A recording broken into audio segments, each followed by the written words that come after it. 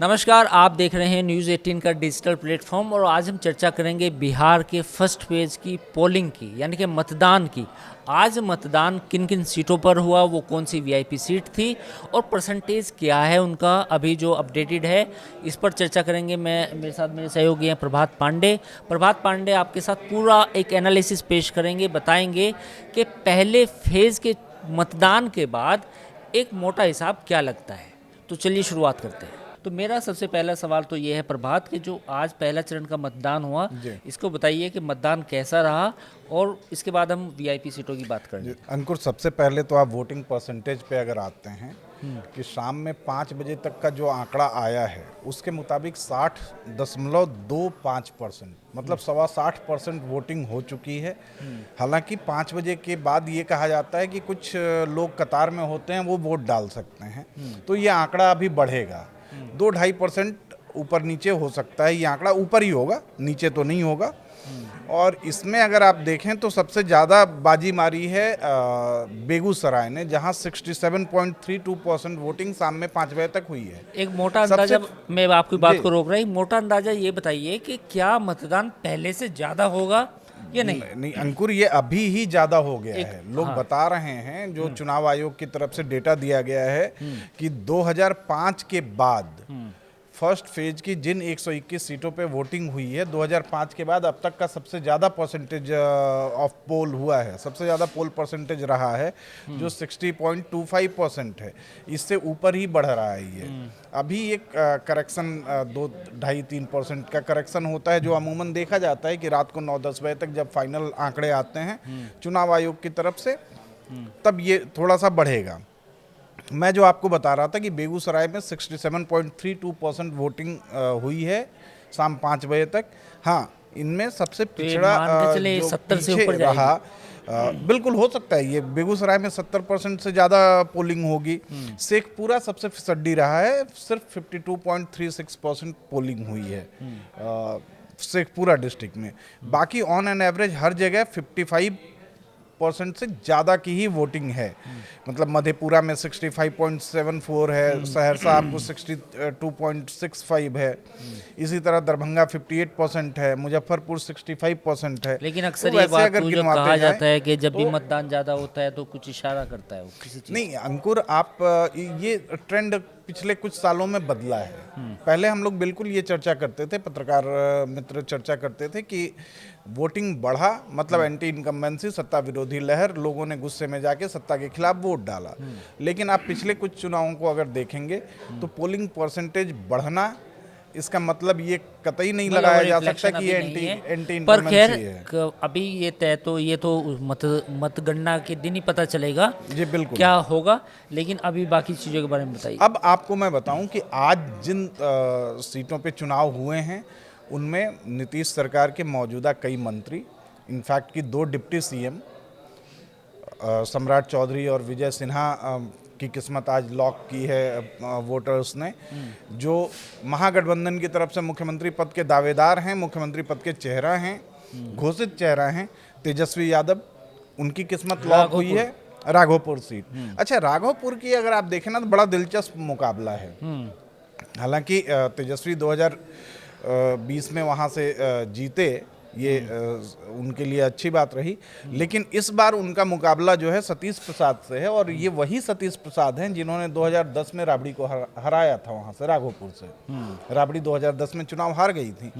ये सतीश प्रसाद अभी फिर बीजेपी की तरफ से मैदान में हैं, तो वहाँ का मुकाबला बड़ा कांटे का है। अच्छा, एक सीट और मैं बात करना चाहूँगा महुआ की। महुआ से तेज प्रताप यादव चुनाव लड़ रहे हैं और तेज प्रताप यादव ने अपने चुनाव के आखिरी टाइम में खूब हेलीकॉप्टर आसमान में उड़ाए। देखिए, कल एक ना बड़ा कल या परसों का एक बड़ा वीडियो वायरल हो रहा है, जिसकी चर्चा मैं यहाँ करना चाहूँगा कि पटना एयरपोर्ट की वो तस्वीर का वो वीडियो है। दोनों भाई आमने सामने होते हैं, और अगर आप उस वीडियो को देखेंगे, एनालाइज करेंगे, तो तेज प्रताप और तेजस्वी दोनों एक दूसरे के आमने सामने हैं, थोड़ी दूरी पे हैं। तेज प्रताप वहाँ खड़े होकर देख रहे हैं भाई की तरफ कि भाई कोई इशारा करे, कोई हैंड वेव करे या एक स्माइल ही पास करे और मैं कुछ बोलूं, उससे बात करूं। उनके साथ जो व्यक्ति खड़ा है वो कहता भी है कि क्या आप दोनों में बातचीत नहीं हो रही है आजकल। वो उसकी बात को उड़ा देते हैं, हंसी में हवा में उड़ा देते हैं। ये एक बड़ा मार्मिक, बहुत ही मार्मिक ये तस्वीर थी। हाँ, अब बात कर लेते हैं सियासी मुकाबले की। तो महुआ में यहाँ त्रिकोणीय मुकाबला है। एक तरफ तेज प्रताप हैं, उनका सीधा मुकाबला मुकेश रोशन से है जो आरजेडी के ऑफिशियल कैंडिडेट हैं, और उनके सामने एलजेपी के संजय सिंह हैं। तो ये त्रिकोणीय मुकाबला है महुआ की सीट पर। अब इसमें कयास तो ये भी लगाए जा रहे हैं कि तेज प्रताप जो है वो जीत सकते हैं, लेकिन तेज प्रताप ये कह रहे थे कि भाई मैंने मेडिकल कॉलेज बनवाया, इस बार मैं इंजीनियरिंग कॉलेज बनवाऊंगा महुआ में जी। तो ऐसा लग रहा है कि इंजीनियरिंग कॉलेज के अब ये वादे पे जनता कितना भरोसा कर रही है, क्या करती है, और किस वादे पर भरोसा करके उसने वोट डाला है, ये उस ईवीएम में बंद है जो 14 तारीख को खुलेगा। लेकिन ये त्रिकोणीय मुकाबला है। हाँ, एज मिलता दिख रहा है तेज प्रताप यादव को। ठीक है, तो हम मोकामा पर आ जाते हैं। मोकामा वो सीट है जिसकी चर्चा पिछले कुछ दिनों में आपने देखा होगा कि जितने भी मतलब बिहार इलेक्शन की अगर बात करें तो मोकामा बिहार ही नहीं, पूरे देश ही नहीं, बाहर भी लोग जान गए हैं। तो अंकुर, मोकामा की सीट पूरे इस बिहार चुनाव में 2025 में सबसे चर्चित, सबसे कुख्यात और सबसे हॉट सीट रही। हॉट सीट बन गई है। तो वहाँ पर क्या नजर आ रहा है आपको? देखिए, यहाँ पे मतलब मुकाबला अनंत सिंह और वीणा देवी, बाहुबली वर्सेस बाहुबली का मुकाबला कह रहे हैं। सूरजभान की पत्नी, सूरजभान की पत्नी है, सूरजभान खुद बाहुबली हैं, और दोनों एक ही समुदाय से हैं। मतलब अगर बिहार की कास्ट पॉलिटिक्स को आप देखें, कास्ट इक्वेशन को देखें, तो दोनों भूमिहार समुदाय से आते हैं। अब भूमिहारों के वोट में ही दो फाड़ हो गया है। भूमिहार मतलब करीब एक तबका ये कह रहा है कि भाई ये बिना मतलब में हम बदनाम हो रहे हैं, ऐसा नहीं होना चाहिए था। और जो लास्ट मोमेंट पे सारी चीज़ें हुई, दुलारचंद यादव की हत्या के बाद एफआईआर एक दुलारचंद की तरफ से कराई गई, उसके पक्ष से एक अनंत सिंह की तरफ से कराई गई, एक पुलिस ने की, 3 एफआईआर हुई, उसके बाद अनंत सिंह की रातों रात गिरफ्तारी होती है। अच्छा, मोकामा का तो पूरा चुनाव ललन सिंह ने अपने हाथ में ले लिया, और आपने उनका वीडियो देखा होगा जो वायरल हुआ, काफिले का वीडियो, या जो उनकी अपील थी जिसपे की एफआईआर भी चुनाव आयोग की तरफ से कराई गई, स्थानीय प्रशासन ने एफआईआर भी कराई। एक ये रहा। हाँ, आज पोल परसेंटेज और इन सारी चीज़ों को लेकर मतलब वहाँ बहुत टफ फाइट है, अनंत सिंह वर्सेस वीणा देवी। अब एज किसको मिलता है ये अभी कह पाना मुश्किल है। अब अगर आप देखें, एक लखीसराय की सीट पर चर्चा करना जरूरी है अंकुर, कि लखीसराय की सीट आज के दिन हॉट टॉपिक बनी रही। वो डिप्टी सीएम विजय सिन्हा की सीट है, जहां उनका मुकाबला कांग्रेस के उम्मीदवार, महागठबंधन की तरफ से कांग्रेस के खाते में वो सीट है, अमरेश कुमार सिंह को गई है। आज विजय सिन्हा ने आरोप लगाया कि उनकी गाड़ी पे पथराव हुआ, गोबर फेंके गए, उनको एक गांव में वो घुसने की कोशिश कर रहे थे अपने बूथ पे जाने की, उनको नहीं जाने दिया गया। वो वीडियो भी काफी वायरल हुआ, उनकी गाड़ी पे एक एमएलसी हैं आरजेडी के, उनके साथ भी अजय कुमार के साथ उनकी नोकझोंक भी हुई है। तो आज लखीसराय आज चर्चा का विषय बना रहा दिन भर, चुनाव आयोग मतलब वोटिंग के दिन। इसमें विजय सिन्हा और अमरीश का जो मुकाबला है, ये एक एज लेता दिख रहा है कि किधर जाता है और क्या होता है इसका। इसके बाद एक सीट और आपको चर्चा करनी चाहिए अंकुर, छपरा की सीट, सारण में छपरा सदर की जो सीट है उसकी, वहाँ पे मैं आपको बताऊं कि खेसारी लाल यादव आरजेडी के उम्मीदवार हैं। इनका सीधा मुकाबला छोटी कुमारी जो बीजेपी की कैंडिडेट हैं उनसे है।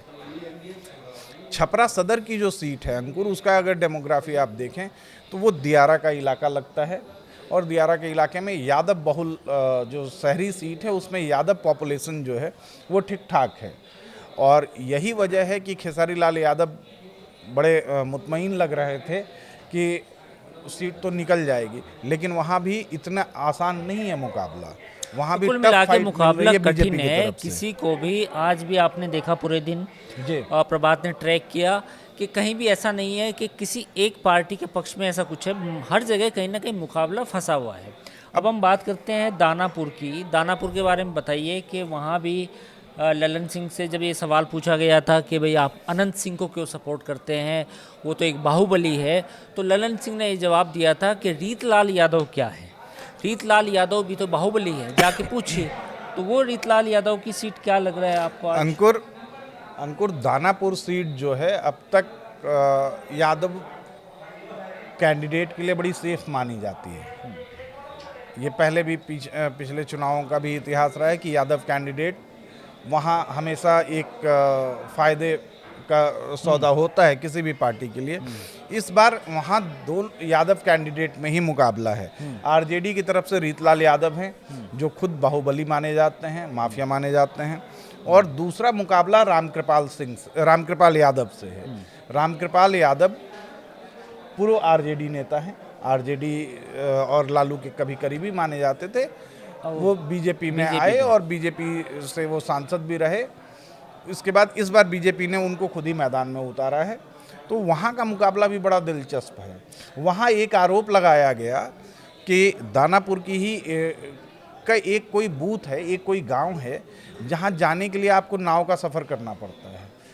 आरोप आरजेडी की तरफ से लगा कि प्रशासन ने जो प्राइवेट नाविक थे उनको बैन कर दिया कि आज नाव नहीं चलेगी वोट डालने जाने के लिए, और जो गवर्नमेंट अप्रूव्ड स्टीमर है वो दिन में एक फेरी लेती है। अच्छा, कुछ कुछ जगह ये खबरें आई हैं, प्रभात में देख रहा था सोशल मीडिया पे, कि कुछ ऐसे इलाके हैं जहाँ वोट डालने के लिए आपको स्टीमर या बोट का सहारा लेना पड़ेगा, नाव का, तो उनकी संख्या कम दिखाई दी। आज कहीं ऐसी खबरें आई हैं? नहीं, देखिए कि प्रशासन की तरफ से ऐसी कोई व्यवस्था नहीं थी कि भाई लोग जल्दी जा सके। कई जगहों पे प्रशासन ने अच्छे इंतजाम किए थे, और ये चुनाव आयोग की जिम्मेदारी है, और चुनाव आयोग के नुमाइंदे के तौर पे ही स्थानीय प्रशासन पूरे चुनाव के दौरान काम करता है। तो दानापुर में भी ऐसी व्यवस्था थी। अब आरजेडी ने ये आरोप लगाया था कि जबकि ऐसा कुछ नहीं था, वहाँ स्टीमर की व्यवस्था थी, आप स्टीमर से जाइए।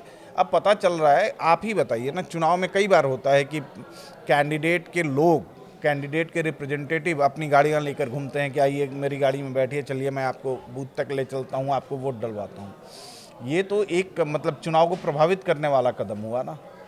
तो वैसे कदमों पे प्रशासन ने रोक लगाई थी। अच्छा, अब मैं एक सवाल आपसे पूछता हूँ। सम्राट चौधरी, ये वो नाम है जो मोकामा, तो आपने सुना, सबने सुना कि मोकामा बिहार के एक कॉन्स्टिट्यूएंसी से लेके अब पूरी दुनिया में सब लोग जान गए हैं जी। दूसरा नाम है सम्राट चौधरी, क्योंकि सम्राट चौधरी को लेकर प्रशांत किशोर ने चुनाव के पहले जिस तरह के आरोप लगाए उनके ऊपर, उनके नाम को लेकर, उनकी पढ़ाई को लेकर वो एक, और उन पर दर्ज केस को लेकर वो अलग थे, फिर कुछ और मुद्दे भी उठे।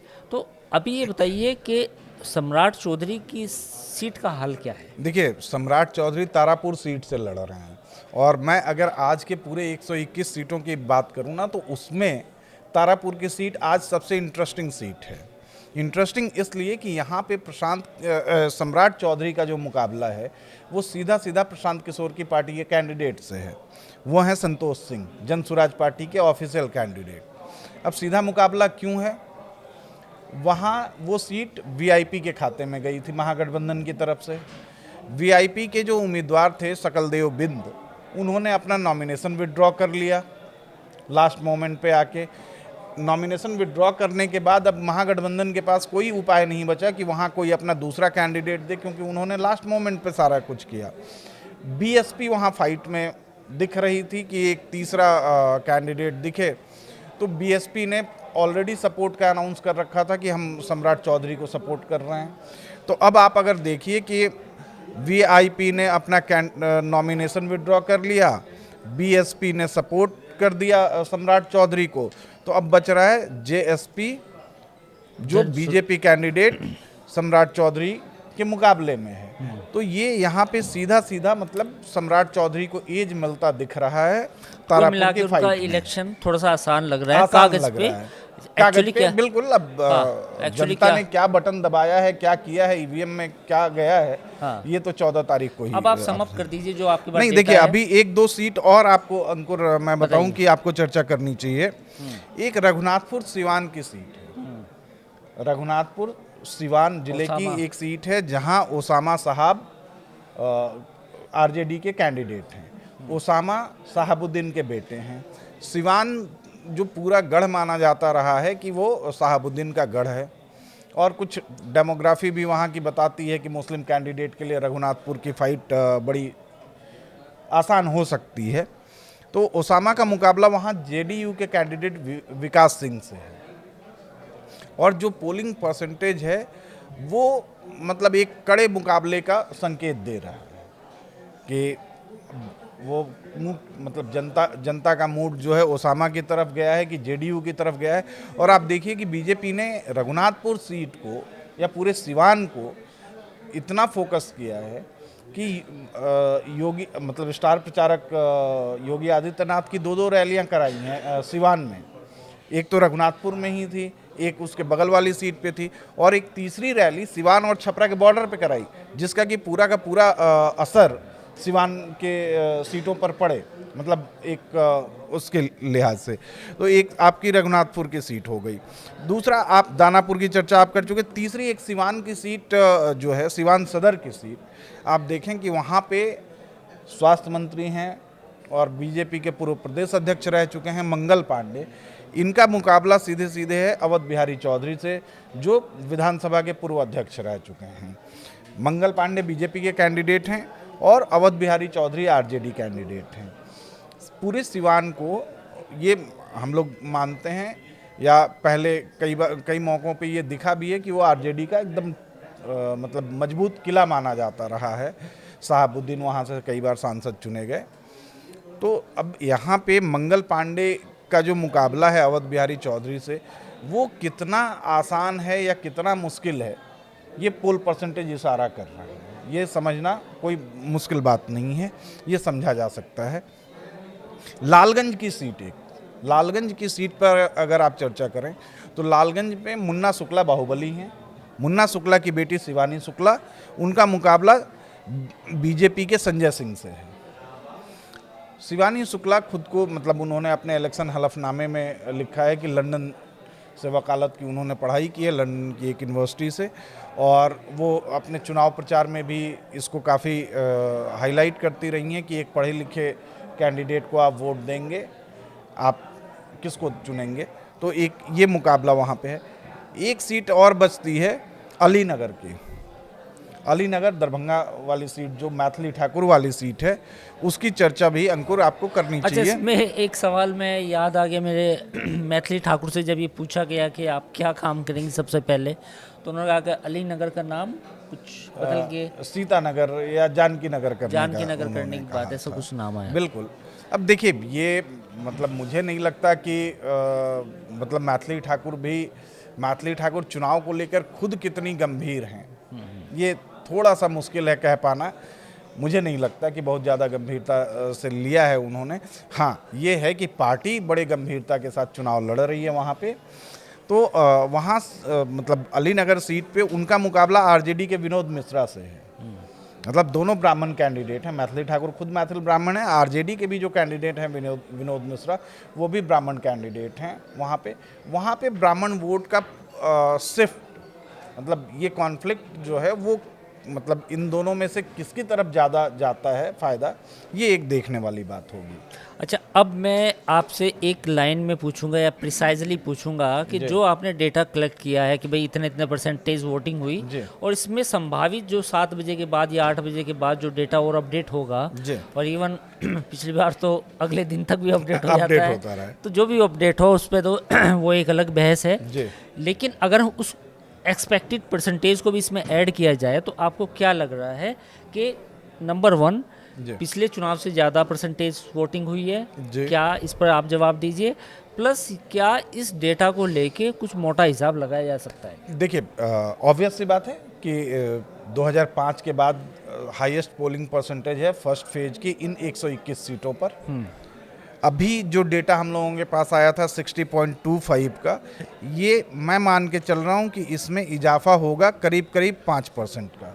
ये 65 तो कुल मिला के प्रभात पांडे हमारे सहयोगी जो बिहार पर कड़ी नज़र रखते हैं, आपने इनके पुराने वीडियोस भी देखे होंगे, इनका अनुमान है 65% का, यानी इससे कि इसके ज़्यादा का, इससे भी ज़्यादा का। इससे ज़्यादा का, तो ये तो बड़ी 65% दिलचस्प से बात है, ज़्यादा मतलब हो सकता है। हाँ। वो भले ये तो फिर वो 65.25 हो, 65.5 हो, लेकिन 65 प्लस परसेंट ठीक वोटिंग है। का होगा। और जो आपने कहा कि इस पोल परसेंटेज पे आप क्या अनुमान लगा रहे हैं, देखिए बीजेपी तो दावा कर रही है, सम्राट चौधरी अभी थोड़ी देर पहले दावा कर रहे थे कि 121 में से 100 सीटें हम जीतेंगे, लेकिन 100 सीटें नहीं भी तो ये मुकाबला 50-50 का लग रहा है। फर्स्ट फेज में 121 सीटों में ये 50-50 का मुकाबला है।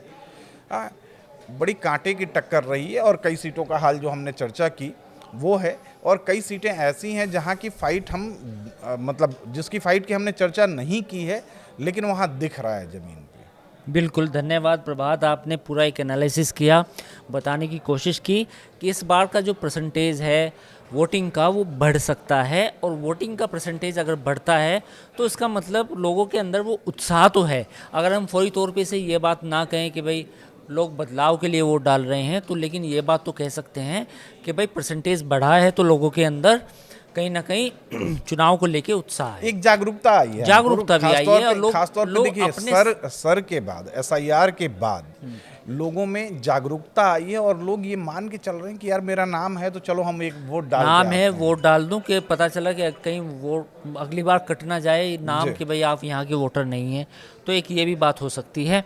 तो फिलहाल इस वीडियो में इतना ही, बाकी खबरों के लिए आप हमारे न्यूज़ चैनल पर और वीडियो भी देख सकते हैं। थैंक यू अंकुर। नमस्कार।